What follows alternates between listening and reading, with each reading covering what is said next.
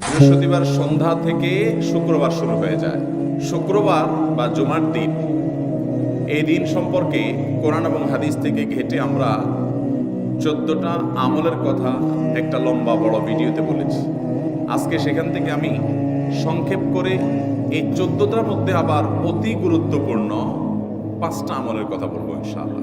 Number 1, সবচেয়ে বেশি যেটা করতে হবে পরিমাণে, জুমার দিন জুমার রাত, বৃহস্পতিবার সন্ধ্যা থেকে নিয়ে শুক্রবার সন্ধ্যার আগ পর্যন্ত পরিমাণে সবচাইতে বেশি করতে হবে যে আমলটা, সেটা হলো দুরূদ শরীফের আমল। নবী করিম সাল্লাল্লাহু আলাইহি ওয়াসাল্লাম বলেছেন, আকসিরু আলাইয়া মিনাস সালাতি মিন ইয়াউমিল জুমআতি ওয়া লাইলাতিল জুমআহ, তোমরা জুমার দিন এবং জুমার রাতে আমার প্রতি বেশি বেশি দুরূদ পাঠ করবে, দুরূদ প্রেরণ করবে। ফাইন্না সালাতাকুম মা'রুদাতুন আলাই, কারণ তোমরা যে দুরূদ পাঠ করো এটা আমার কাছে পেশ করেন আল্লাহর ফেরেশতারা, এবং রীতিমতো নামধাম সহকারে আল্লাহর একদল ফেরেশতা নিয়োজিত আছে। তারা বলেন, আল্লাহ, হে আল্লাহ রাসূল, আপনার অমুক উম্মত, অমুক অনুসারী, আল্লাহর অমুক বান্দা পৃথিবীর অমুক প্রান্ত থেকে, অমুক দেশ থেকে, অমুকের সন্তান, সে আপনার প্রতি দুরূদ পেশ করেছে জুমার দিনে, জুমার রাতে বা অন্য সময়ে। এটা নবী করিম সাল্লাল্লাহু আলাইহি ওয়াসাল্লামের কাছে রিপোর্ট দেওয়া হয় আল্লাহর নিযুক্ত ফেরেশতাদের মাধ্যমে।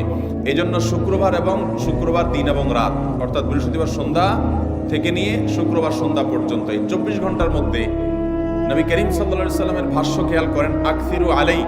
ওলামা একরাম জানেন, নবী আলাইহিস সালাম সাধারণত কোনো আমল পরিমাণে বেশি করতে বলতেন না। পরিমাণে বেশি করতে বলার মতো আমল খুব কম ইসলামে। গোটা কোরআন যদি খোলেন আপনি, পরিমাণে অধিক করতে বলা হয়েছে এরকম আমল খুব বেশি পাবেন না। তোমরা বেশি বেশি করে নামাজ পড়ো, বেশি বেশি করে রোজা রাখো, এরকম কথা কোরআন হাদিসে নাই।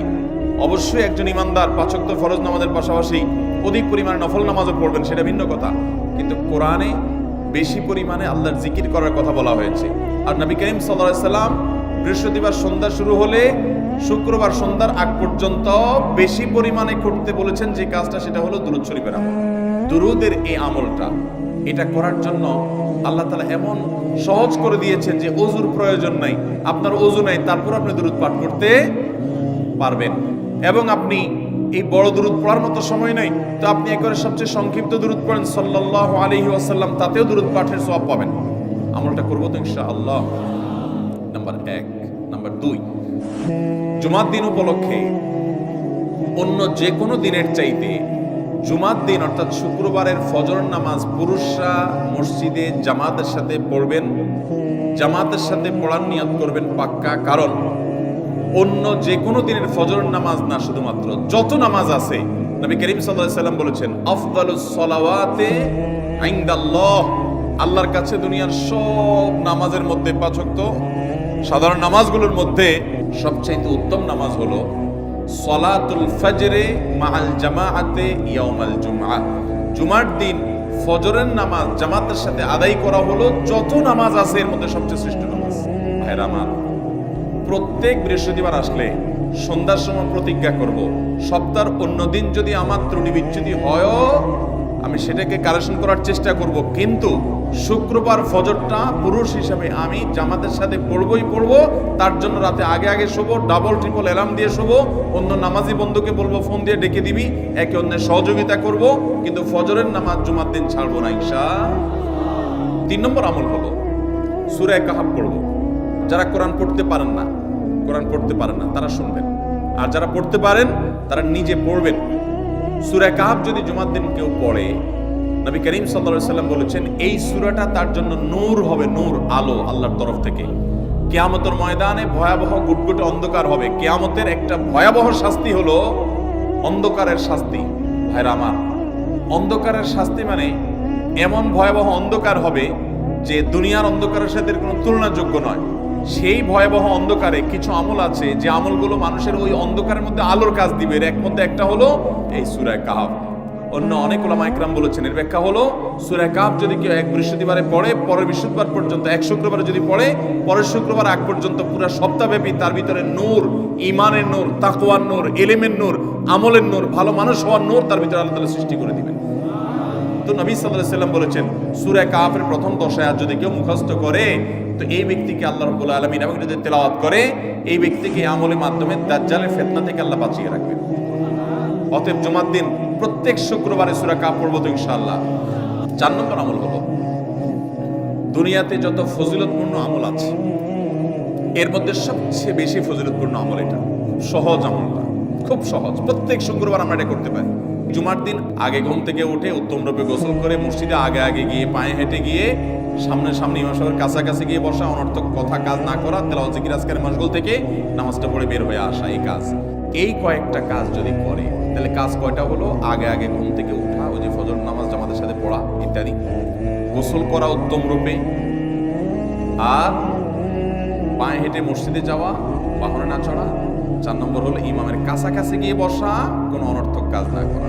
এই 4টা কাজ যদি কেউ জুমার দিনে করে, নবী করিম সাল্লাল্লাহু আলাইহি সাল্লাম বলেছেন ওই ব্যক্তি বাসা থেকে মসজিদ পর্যন্ত যে আসলো, যতগুলো পা ফেলবে, যতগুলো স্টেপ ফেলবে, যতগুলো কদম দিবে, প্রতিটা কদমের বিনিময়ে আল্লাহ রাব্বুল আলামিন তার অ্যাকাউন্টে, তার আমল নামাতে 1 বছর রাত জেগে, সারা রাত জেগে তাহাজ্জুদ নামাজ পড়লে এবং 1 বছর সারা দিন, প্রত্যেকটা দিন পুরো বছর জুড়ে নফল রোজা রাখলে যে পরিমাণ সওয়াব পাইতো, 1 বছর নফল রোজা, 1 বছর রাত ভর জেগে তাহাজ্জুদের নামাজ পড়ার সওয়াব মাত্র একটা কদম ফেলার বিনিময়ে দিবেন। চেষ্টা করব না ইনশাআল্লাহ। 5 নম্বর এবং সর্বশেষ আমল হলো, জুমার দিনে একটা সময় আছে দোয়া কবুল হয়। দোয়া কবুলের যে সময়গুলো আছে এর ভিতরে অত্যন্ত ইম্পর্টেন্ট একটা সময় হলো জুমার দিন। শুক্রবারের একটা সময় সম্পর্কে নবী সাল্লাল্লাহু আলাইহি ওয়াসাল্লাম বলেছেন যে একটা সময় আছে শুক্রবারের, এই সময়ে বান্দা কোনো দোয়া করলে আল্লাহ তাআলা ফিরিয়ে দেন না, কবুল করেন। কিন্তু সময়টা যে ঠিক কখন, এটা হাদিসে নবী সাল্লাল্লাহু আলাইহি ওয়াসাল্লাম বলেন না, যাতে করে হয়তো আমরা সারা দিনেরই কম বেশি দোয়ার চেষ্টা করি।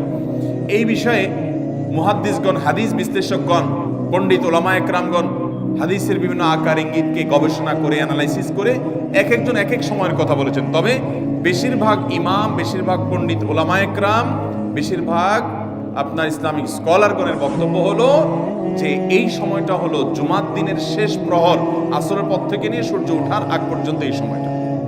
আমাদের আল্লাহর দিকে মনোনিবেশ করতে হবে দোয়ার জন্য বেশি বেশি। তাহলে শুক্রবারে 5 নম্বর আমল হলো বেশি বেশি কি করবো ইনশাআল্লাহ? দোয়া, বেশি বেশি দোয়া করবেন, উঠতে বসতে চলতে ফিরতে। বিশেষভাবে সূর্য ডোবার আগের যে সময়টা শুক্রবার, অর্থাৎ দিনের শেষ সময়টা, বিশেষভাবে আল্লাহ তাআলার কাছে দোয়া। ঠিক আছে তো ইনশাআল্লাহ? কয়টা আমল বললাম? আমল করবো তো ইনশাআল্লাহ? মনে থাকবো তো ইনশাআল্লাহ? আমরা প্রয়োজনে বাসায় গিয়ে একটা কাগজে নোট করে ফেলবো, লিখে ফেলবো, লিখে এরপরে ওয়ালে টাঙ্গায় দিবেন বাসায় যে জুমার দিন এই 5 কাজ আমি ছাড়বো না। আপনি যদি মনেও না থাকে, আপনার যদি ভুলেও যান, আপনি এই কাগজ আপনাকে মনে করাবে ইনশাআল্লাহ। বাসায় ফ্যামিলির লোকদের সাথে শেয়ার করবেন। জুমার দিন হুজুর বলেছেন, আমি একটু আমার মন থেকে বলিনি, এগুলো সব কোরআন হাদিসের কথা বলেছি আপনাদেরকে। কোরআন হাদিসের আলোকে 5টা আমলের কথা বলেছেন। বিশেষভাবে জুমার দিন আমি 5টা আমল করবই করব। ভাইরা আমার, প্রত্যেক জুমার দিন যদি আপনি একটু ইমানের রিচার্জ করেন, ইনশাআল্লাহ সারা সপ্তাহ আপনার জন্য সেটা উপকারে আসবে।